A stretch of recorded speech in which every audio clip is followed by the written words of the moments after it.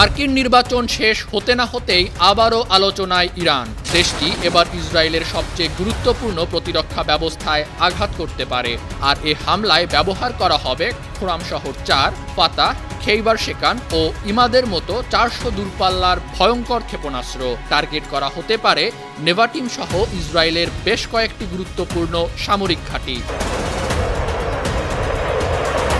Washington ইনস্টিটিউটের জ্যেষ্ঠ ফেলো ও ইরানের সামরিক সক্ষমতা গবেষক ফারজিন নাদিমির বরাতে বিষয়টি নিশ্চিত করেছে সংবাদ মাধ্যম ইরান ইন্টারন্যাশনাল।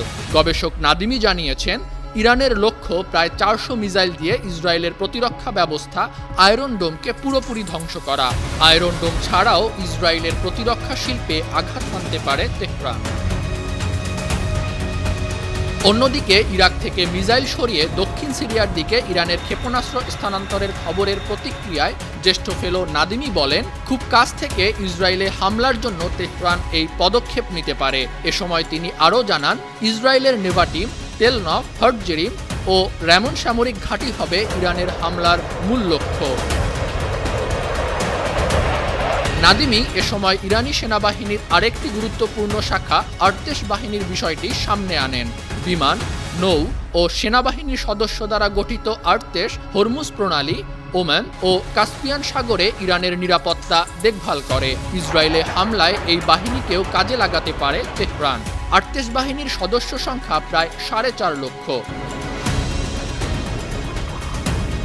ইসরায়েলে ইরানের সম্ভাব্য হামলার বিষয়ে সংবাদ মাধ্যম ইরান ইন্টারন্যাশনালের সাথে কথা বলেছেন ইউনাইটেড এগেইনস্ট নিউক্লিয়ার ইরানের পলিসি ডিরেক্টর জেসন ব্রডস্কি। ইরানের নিয়মিত বাহিনীর পাশাপাশি দেশটির বিমান ও নৌবাহিনী এই হামলায় অংশ নিতে পারে বলে জানান ব্রডস্কি। ইসরায়েলে সরাসরি আঘাত হানার ক্ষমতা ইরানি সেনাবাহিনীর আছে এমনটি জানিয়ে তিনি বলেন, ইরানের মাটি ছাড়াও এই হামলা ইরাক, সিরিয়া বা ইয়েমেন থেকে হতে পারে। এদিকে ইরানি হামলার আশঙ্কায় মধ্যপ্রাচ্যে আরও যুদ্ধবিমান পাঠিয়েছে যুক্তরাষ্ট্র, এমনটি জানিয়েছে ইসরায়েলি সংবাদ মাধ্যম টাইমস অফ ইসরায়েল। প্রতিবেদনে বলা হচ্ছে, বৃহস্পতিবার ইংল্যান্ডের ল্যাকিংহিথ সামরিক ঘাঁটিতে থাকা যুক্তরাষ্ট্রের বিমান বাহিনীর প্রায় 12টি F-15E স্ট্রাইক ঈগল মধ্যপ্রাচ্যে মোতায়েন করা হয়েছে।